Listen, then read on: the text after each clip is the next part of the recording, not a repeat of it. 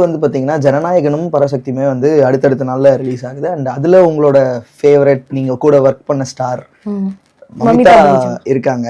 So அவங்க நீங்கள் ஆக்சுவலாக டூட் பண்ணிட்டு இருக்கும்போதே அவங்க ஜனநாயகனில் கமிட் ஆகி அதை போர்ஷன்லாம் முடிச்சிருப்பாங்கல்ல? மேபி ஒர்க் பண்ண ஆரம்பிச்சிட்டாங்கன்னு கேள்விப்பட்டேன் அந்த டைமில். ஓகே. ஸோ மேம் வந்து அங்கே போயிட்டு இங்கே வந்து அதெல்லாம் ஒர்க் பண்ணிட்டு இருந்தாங்க. ஏன்னா அவங்க பயங்கரமான தளபதி ஃபேன். எஸ். இப்போ ரீசெண்டாக ஆடியோ லான்ச்ல வர ஒரு பெர்ஃபார்மன்ஸ் வர பண்ணியிருக்காங்க. ஸோ பார்த்தீங்களா அதுவும்? எஸ்.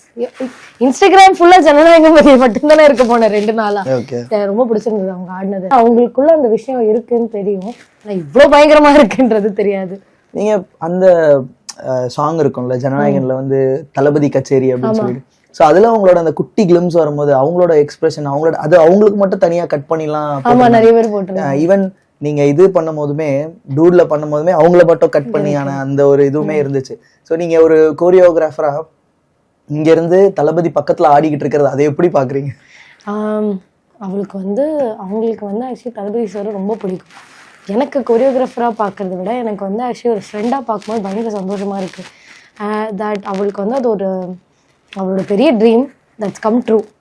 அண்ட் அது பக்கத்தில் ஆடுறாலோ கூட ஒரு படத்தில் நடிக்கிறதே அவங்களுக்கு அது பெரிய விஷயமா இருந்தது. அதுவும் கடைசி படம் அவங்க பயங்கரமாக ஒரு கேரக்டர் ப்ளே பண்ணுறாங்கன்னு நினைக்கிறேன். ஸோ அவங்க ஒரு வாட்டியும் செட்டில் போயிட்டு வந்ததுக்கப்புறம் சொல்லும்போது சூப்பராக இருந்தது, செமையாக இருந்தது எக்ஸ்பீரியன்ஸ் அப்படின்னும் போது இப்போ நம்மளால அது பார்க்க முடியாது. பட் அவங்கள அட்லீஸ்ட் ஃப்ரேமில் வந்து கச்சேரி அந்த பாட்டில் சேர்ந்து பார்க்கும்போது ரொம்ப சந்தோஷமாக இருந்தது.